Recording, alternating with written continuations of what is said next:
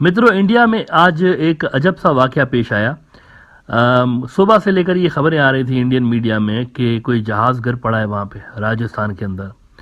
One India ने खबर लगाई सुबह को कि चार्टर्ड प्लेन क्रैशेज इन राजस्थान से भरतपुर। लेकिन फिर थोड़ी देर के बाद ये खबरें आने लगी कि ये कोई चार्टर्ड प्लेन नहीं था, असल में इंडियन एयरफोर्स का जहाज़ था। इंडिया टीवी ने खबर लगाई कि Indian air force jets crash in Bharatpur, rescue operations on. अच्छा जी, पहले आया कि जी ये कोई चार्टर्ड जहाज़ था, फिर आया कि नहीं इंडियन एयरफोर्स का जेट था, लेकिन फिर ये खबरें आई कि ये असल में हेलीकॉप्टर था। द इकोनॉमिक टाइम्स में खबर लगी कि army helicopter crash in Rajasthan से भरतपुर, यानी चार्टर प्लेन, इंडियन एयरफोर्स का जेट और फिर हेलीकॉप्टर उससे बन गया। अब ये है क्या एग्जैक्टली, ये किसी को नहीं पता था कि हुआ क्या एग्जैक्टली। लेकिन फिर थोड़े अरसे के बाद एक और सर घुमा देने वाली खबर ये आई कि असल में एक हेलीकॉप्टर नहीं गिरा है, इंडिया के दो जहाज आपस में टकरा के गिर पड़े हैं। मिंट इंडिया का बड़ा न्यूज आउटलेट है, उन्होंने कहा कि 2 इंडियन एयरफोर्स जेट्स क्रैश्ड इन मध्य प्रदेश, 1 पायलट इंजर्ड। अब यहाँ पर ये आ गया कि दो जहाज आपस में टकराए हैं और वो भी मध्य प्रदेश में, राजस्थान में नहीं, मध्य प्रदेश में। ये बात जहन में रहे कि मध्य प्रदेश और राजस्थान का बॉर्डर आपस में मिलता है, ये दोनों जो है पड़ोसी स्टेट्स हैं आपस में। तो कहा यह जा रहा है कि वो जो राजस्थान वाला वाकया है वो असल में यही है, मध्य प्रदेश सेम है। एक जो है इधर गिरा है राजस्थान में, एक जो है उधर गिरा है मध्य प्रदेश के अंदर। तो सुबह से लेके अजब सी कंफ्यूजन, एक अजब सा एक अफरा तफरी वहां पर फैली रही मीडिया के अंदर कि हुआ क्या एग्जैक्टली। जहाज गिरा है, हेलीकॉप्टर गिरा है, कोई चार्टर्ड प्लेन गिरा है, क्या गिरा है किसी को नहीं पता था। अब जाके थोड़ा थोड़ा यहाँ पर क्लियरिटी आना शुरू हो गई है इंडिया के अंदर कि ये दो जहाज बेसिकली आपस में टकरा के गिर पड़े इंडिया के अंदर। बहरहाल इस दिमाग की दही कर देने वाली खबर से अपना थोड़ा सा ध्यान हटाते हैं और आज होने वाले एक और अजब सी डेवलपमेंट पे बात करते हैं जो कि इंडिया के अंदर हुई है। उत्तर प्रदेश इंडिया का सबसे बड़ा एक सूबा है, स्टेट है इंडिया की सबसे बड़ी, और उसका जो चीफ मिनिस्टर है योगी आदित्यनाथ। वैसे अगर गवर्नेंस की बात की जाए तो इंडिया के सबसे ज़्यादा जो मिसमैनेजमेंट और सबसे ज़्यादा बैड गवर्नेंस अगर किसी सूबे में नज़र आती है, किसी स्टेट में नज़र आती है, तो उत्तर प्रदेश उनमें से एक है। गवर्नेंस नाम की कोई चीज़ ही नहीं है। कोविड के दिनों में भी जो सबसे ज़्यादा बुरी परफॉर्मेंस रही थी वो इस सूबे की रही थी, यूपी स्टेट की रही थी। लेकिन उसके बावजूद इस स्टेट का जो चीफ मिनिस्टर है योगी आदित्यनाथ, योगी आदित्यनाथ को मोदी साहब का जाननशीन भी समझा जाता है बीजेपी के अंदर। बड़ा एक बीजेपी का सर्कल ऐसा है जो समझता है कि जब मोदी साहब रिटायर हो जाएंगे ना तो योगी जी आके और वो टेक ओवर कर लेंगे, और योगी के लिए माना जाता है कि ये मोदी से भी ज्यादा हार्ड लाइनर है। क्वालिफिकेशन ये है कि सबसे ज्यादा हार्ड लाइनर और सबसे ज्यादा एंटी मुस्लिम कौन है वो फिर अगला प्राइम मिनिस्टर बनेगा, ये क्वालिफिकेशन है।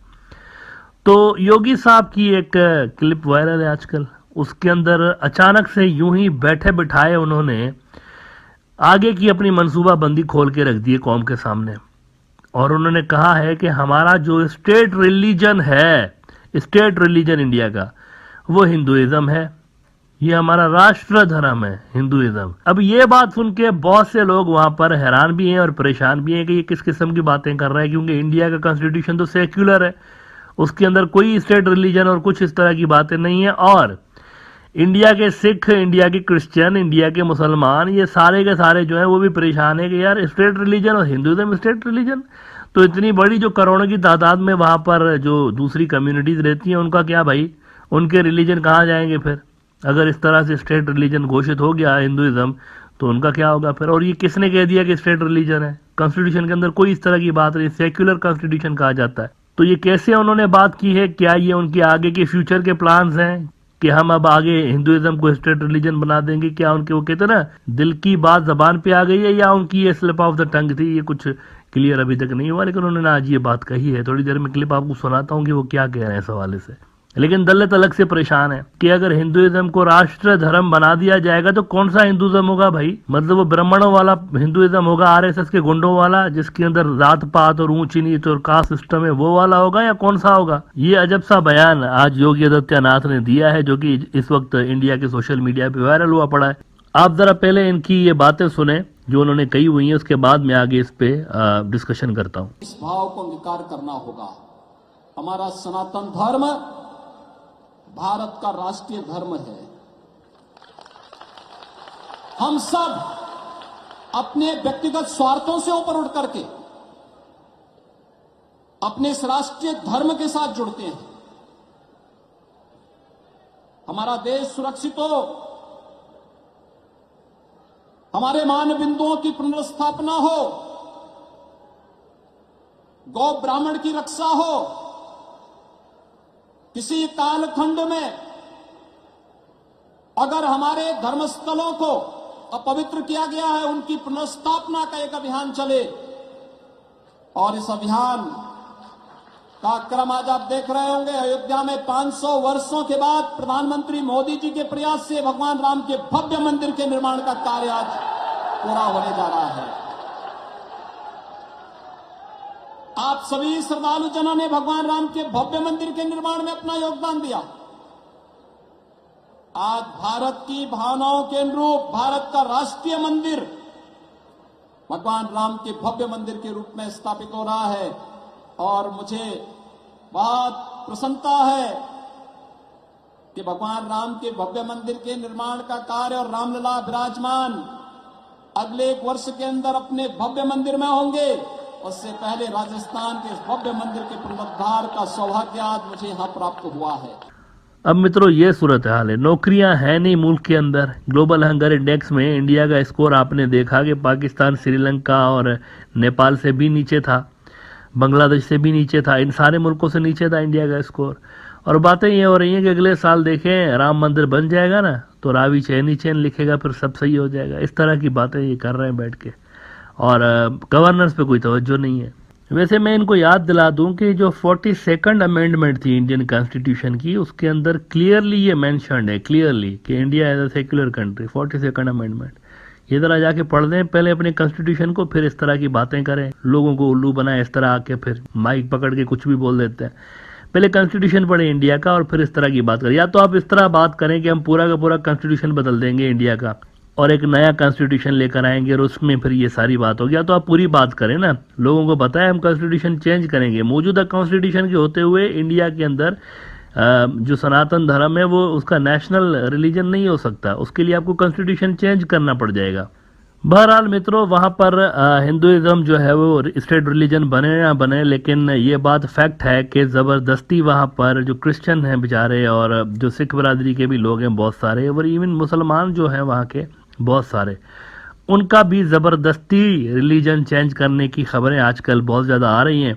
और मैं आपको ये बता दूं कि कल ये हुआ है छत्तीसगढ़ के अंदर कि 1100 क्रिश्चियंस जो थे उनको ज़बरदस्ती उन्होंने हिंदू बनाया है और इसको उन्होंने घर वापसी का नाम दिया है। ओपी इंडिया ने खबर लगाई कि 1100 Christians converts welcomed back to Hinduism in Ghar Wapsi event. State BJP secretary washes their feet with Ganga jal. अब ये रूलिंग पार्टी कर रही है, ये कोई महात्मा संत साधु नहीं कर रहे, सियासतदान कर रहे हैं, घर वापसी कर रहे हैं।